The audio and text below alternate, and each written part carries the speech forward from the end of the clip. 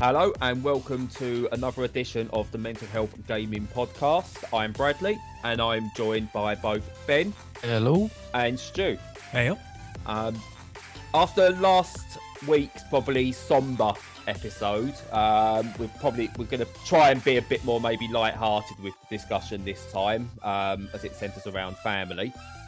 But we'll start off with the usual of what we've been playing. I've got quite a bit that I've been playing, so I'm going to hold off for a bit, but we'll go with Stu first. What you've been doing? So I emerged from VR, blinking into the daylight, decided to see if there were other games out there in the so-called real world, and remembered that I have Game Pass on my PC and thought, hey, I'm paying for this, better play some games on it. And the first one that I picked was World of Horror. And this is a RPG, and it's done in a 1-bit style. Now, I hadn't heard of this, I had to Google it, but it's basically, if you imagine like CGA graphics from about 1984, 85, and the artist has done them in sort of pixel art. It's done in a very simplistic style. It's point and click. You have only a small range of options, but you can pick up lots of things for your inventory that tend to be sort of daily items. So just bits of food, bottles, sticks to defend yourself with, the occasional steak knife. Very, very simple, very stripped back. But the mysteries themselves are really interesting. So, for example, you'll investigate the school where, a child has been involved in some strange activity, some occult practices, and you have to investigate what that is and try and get to the heart of it. And each one of them's very short. It's about sort of 20 minutes per episode, and it all builds up to a bigger picture and a bigger story. So very simplistic graphics, actually quite intimidating and scary. Not to play if you're perhaps not in a good place mentally, because it's deliberately vague, but also quite frightening at times. But also very intriguing. And if you're up for it, it's really good. It's on Game Pass. It's in early access, whatever they call their version of early access. It's not a complete game, but it's 99% complete, just a couple of bugs. And it's called World of Horror. So, a couple of questions. I mean, I saw very brief trailer for this, and that was enough to tell me that, yeah, I'm in. I don't want to see anything else. I'm picking this up once that's on consoles at a full release. It looks like it's one of those games now. We're now finally able to see what people wanted to do back in like the 80s and things like that. They wanted to do these sorts of games, but the memory wasn't there on the systems and the power wasn't there to be able to do them. So what they're now able to do is take what looks to me essentially like one step up from a text adventure, but fully flesh it out and allow it to do the things they always wanted to do, because the power is there to bring the old technologies in line with what their visions were. Is that kind of what it comes across as? Yeah, certainly to some degree. I wasn't really into the 8-bit era of home computers, but I think that based on what I know of what I played, mostly on a specky at my mate's house, there's very little here that you couldn't do on something a little bit past a specky. So perhaps like the Amstrad or something, or the C64. And like you say, the constraint was probably just the amount of RAM that you would have needed, because there's a lot of pictures. There's a different picture for every scene, a piece of art for every scene, and there's very little animation, but there's a tiny bit of animation, sort of just that, basically that static picture you're jiggling up and down, to simulate movement, sort of thing. So you could do that for a C64, for example, but you would only be able to fit in, I don't know, a handful, like 10 or 12 scenes. Whereas obviously with the power of modern systems, the number that you can do is only constrained by the number the artist can be bothered to draw, really. So you don't come across any repetition that isn't deliberately part of the story. So yeah, I'd agree with that. It's deliberately old school, but it's much broader in scope and scale than you would have been able to get back 25, 35 years ago. Brilliant. And again, I think that's something I really like to see, and what's really good about the way the indie scene has grown, that you're able to get this. The other thing you mentioned, and it's intriguing, is you feel that depending on where you are emotionally or mentally at the time is how much I suppose the game can affect you. In what way? What buttons is it pressing that you would have not concerns, but you if you was in a maybe a low state, you really shouldn't be playing it or anything like that. What causes that? Yeah, so there are cautions. There are sort of not red flags, but sort of yellow flags, amber flags, if you like, around it. And I think that I would say because the people are vulnerable in the game, and a lot of them are young people, and some of them have been hurt, cut, mutilated, that sort of thing. If there are any topics around that that would upset you in the normal course of affairs, then it's probably best to avoid. And there are sort of familial aspects as well of, people that you know and care about being in danger and being threatened or having had died. And the way that it presents them is not lurid or sensational, but the very fact that it's quite subtly done and nuanced actually makes it a bit more mature. Yeah. And a little bit more the emotional impact be not incredibly impactful or strong, but subtle and a little bit kind of, yeah, it's on the negative side of things from that perspective. Yeah. So it's designed as a kind of psychological horror as much as it is as a body horror. And if it's the like of like Jacob's Ladder, if you've seen that film, it's on that kind of scale. If you don't feel emotionally ready to encounter that at the moment, I'd recommend staying away.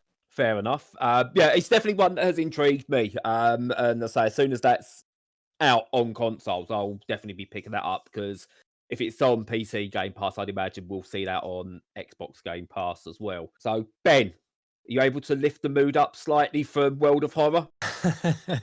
Well, there will be a review up on the site very soon, but for the past few days, I have been playing a 2D novel stroke fighting game called Under Night In-Birth Exe Late Clear, just to give it its full rambling title. What I really, really liked about it, I think we obviously spoke a few times about Injustice 2 and how that's very good at bringing new people onto the game. It's got a very good onboarding system. This goes to an even greater level of depth. The tutorial mode on this game is staggeringly deep. You could come into this having never played a fighting game before, do the tutorial and actually be quite well versed in fighting game mechanics by the end of it. Once you get fighting, it's very fast paced. And again, it's beginner friendly. The default setting it's pretty easy. Like I went through arcade mode on my first go. I don't think I lost a round. So, it's quite beginner friendly in that regard. Once you put the difficulty up or go online, that obviously all changes. What kind of fighting system does it have? Does it have dashes, and does it use like Street Fighter half circles, or is it a bit more like Blaze Blue or Guilty Gear? A lot of the inputs were very similar to Street Fighter. It was a game that felt familiar, even though, as I say, I'm not particularly well versed in anime, and it was very easy to pick up and play. That aside, it's just a game that does its job very, very well. Like the core mechanics of it are fun to play. The fact that it goes to such depth to get people familiar with its mechanics, I think is only a positive. It's a fun game to get lost in. Excellent.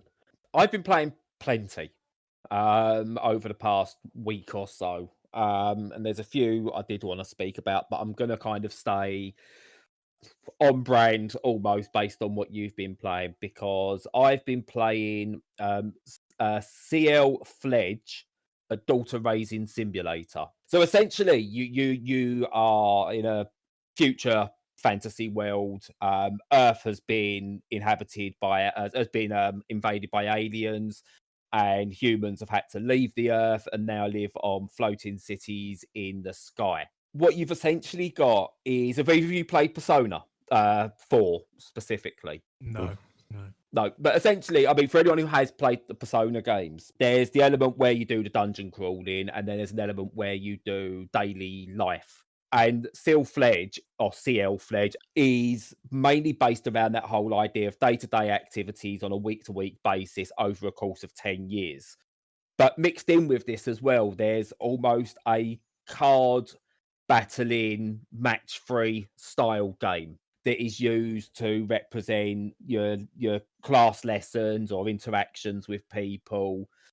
And it became a really weird game because there were points I was playing it, I didn't like it, but the story in it and the writing actually surprised me because I was invested in this girl I was trying to raise within the game. I was actually invested in how she turned out. It is a really, really good game. And again, it's another indie game that's doing interesting things. That's really cool. I mean, is it a Japanese game? They're Indonesian, the developers. Studio Namapa, they are called. So anyway, we'll move on to our main subject, is talking about how mental health affects those around us and specifically our families. Stu. Yeah, I mean, I occasionally have issues. I think that everybody has with their general mental health, but my wife has some issues that are sometimes very minor and sometimes quite acute. And before we go any further, it's just to say it's absolutely fine that I'm talking about this. My wife encourages me to talk about her issues because she wants exactly the same thing that we on this podcast want, which is to normalize as much as possible and just show that it's part of everyday life. And yeah, so she obviously faces some issues with her mental health that occasionally impact her very, very negatively.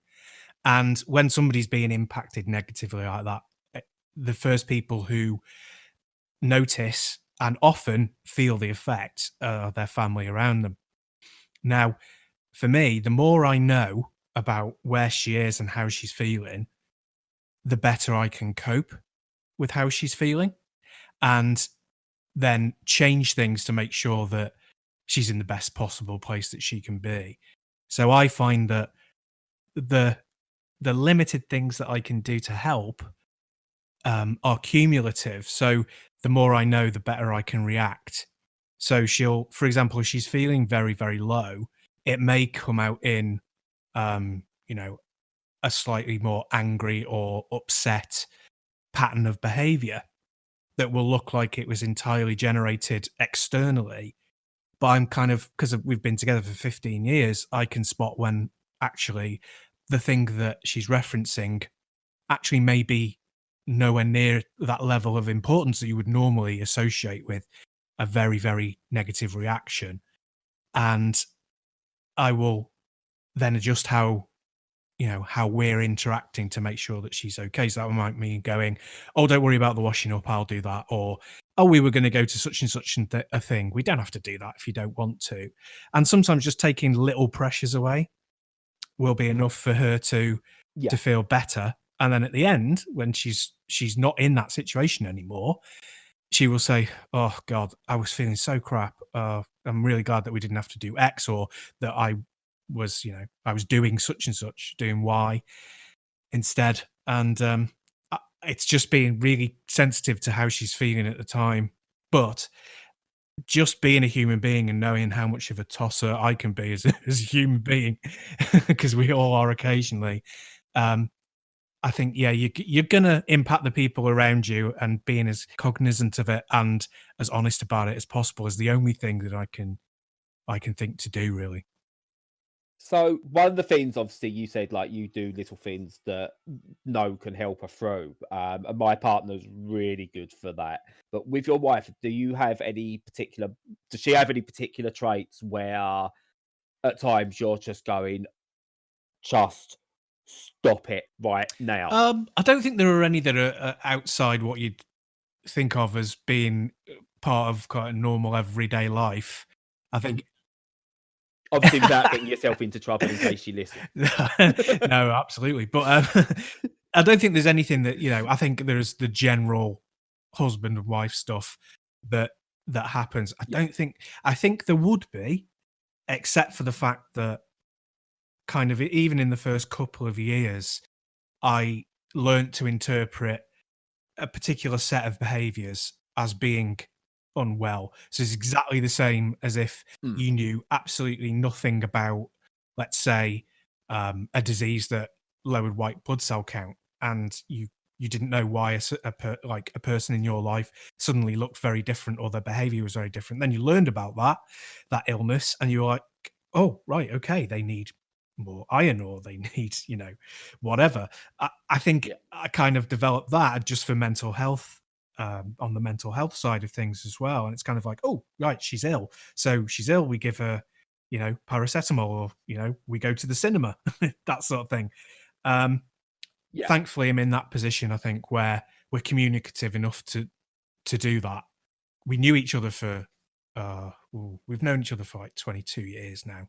So it's in a fortunate position from that, so I can interpret those behaviors.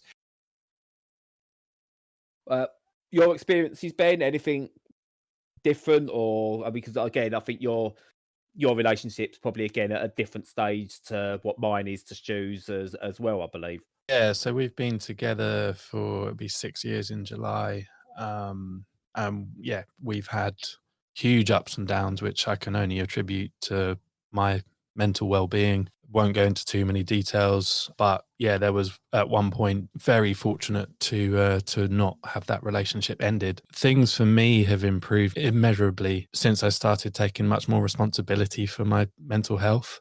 I say I'm very lucky to have a very patient partner who is open to listening, but I think only as long as she can see that I'm making an effort to not just wallow in a bad mood or in a slump or a crap day. But I think one aspect of my mental health that I found the most frustrating, or I slowly realized was a frustrating part of it, was how my self-awareness was being reduced. When I'm in a slump, there's no pretending otherwise. Like, I'm a twat to be around. And I really used to indulge that by wallowing, not sharing what I was feeling, just being a completely closed shop. To the point, I could even see people were, whether it was my partner or friends, would be frustrated. Like, oh, we'll just give him his space. Like, just circle around him. He'll come to eventually. I'm fortunate that people were that patient. But after a series of counseling and actually really digging down into sort of the problems that I had or issues that I've had within myself, I'm much better tuned to those around me and how my moods can affect them. And that mainly comes by taking responsibility for how I'm feeling and then being more open about it. So not just being a closed shop, actually saying, look, I'm really not feeling great today. And I've found, the first few times you do that, it's actually quite daunting. We can talk comfortably with strangers, but the person opposite us who we're closest to, it's quite a scary step to take. But I've found that being more open actually really helps the process of dealing with that negative emotion that I'm feeling, rather than letting it fester and becoming the cause of a different, an unrelated argument or whatever. And obviously there needs to be a balance and certainly a self-discipline to not just wallow and it be all about me. Because, as I said before, I find the lack of self-awareness that I had really, really frustrating. But being in a position where you can actually openly share, I think that it becomes more apparent that, everyone has their own issues too. And starting that dialogue, whichever way it comes from, opening up a two-way dialogue, I find or have found that it's really enhanced our relationship, specifically with my partner, but also with friends. And, I've got quite a small family. It's, to be honest with you, mental health's not something I openly really discuss with too many of them. It's more my partner and a few close friends. But having that dialogue, it really helps heal the emotion and deal with the emotion. And then, as I said, we realize that, yeah, they've got stuff that they're dealing with too. So it's how we can work through issues together. I now realize a much, much better way to deal with things rather than being the closed book that I'd often, default to before. Yeah, I think that's an interesting point when it comes to self-awareness. Those who are around you, it shows how strong they have to be. And one of the things I've noticed with the mental health discussion, there is so much focus on those with the mental health issues, but there's very little focus given when you look across social media or you look across the campaigns on, I think, the support network around mental health sufferers and the help that should be there for them, or the discussions they need to have as well. So for example, you, Stu, you said you're a lot of it's you're there for your wife. But what do you feel's there for you? Like when she's on a really downward motion and you're doing everything to support her, that will obviously have an effect on you. So where do you turn? Well, I mean, on that very issue, so about 3 years ago, my wife went through a very, very tough time, and she was suicidal, and she was at the point where she was so distressed and unable to function that we had to go to A&E, and she had to be assessed at A&E, and we came away, with just a GP appointment. It wasn't as serious as needing to be hospitalized, but she was in a terrible, terrible state, and I kind of helped as much as I could with her through that. And then after that, sort of when we were just recovering from the effects, I had a real dip, and I basically got terrible anxiety, and like my focus, it was sort of a generalized anxiety, but also focused around claustrophobia, which has always been a thing for me. It's been like a trigger, if you will. And it got to the point where I couldn't go on any public transport without being really, really, terrified, and basically feeling that I was going to die because the anxiety was that intense.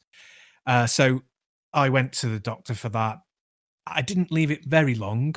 I think in terms of how quickly men tend to engage with mental health services, it wasn't very long. It was only like a couple of months, I think, but I should have done it sooner. Um, and that really, really helped. And time has sort of helped be a healer. Plus, also I was on some meds to help with the anxiety, and that really helped as well. Reaching out for it, I don't think I would have done it as quickly if I hadn't. I've learned so much positive stuff, from my wife and from my other experiences, but mainly from my wife, about how beneficial it is to go to the doctor and tell them what sort of situation you're in.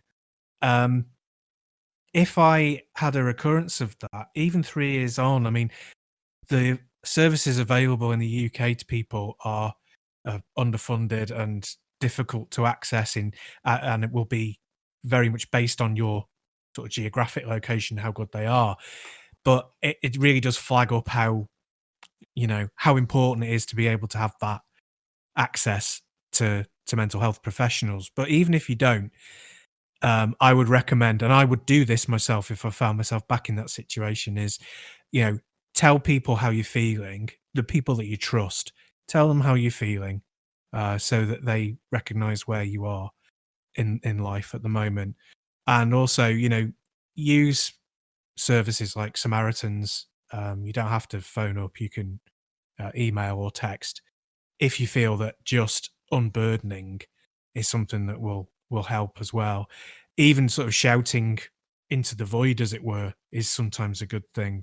But expressing how you feel, particularly as you said, Ben, and not, I wouldn't have used the word wallowing, but I know it's a good and evocative word, but perhaps, re-engaging with the things that make you unhappy can be like a spiral and can cause a spiral. And just communicating to people, if you feel you can sometimes get you out of that. So yeah, if I found myself in that situation again, I would definitely try and talk more. Yeah, again, it seems like, again, all of us, I think, can attest to having a strong partner or family member with you is so beneficial to your mental health. It's just recognizing the signs not to abuse that For too sure. much. Excellent. So yeah, that's pretty much it for this week. Spoke a lot about Ciel Fledge. I've been playing plenty of games though.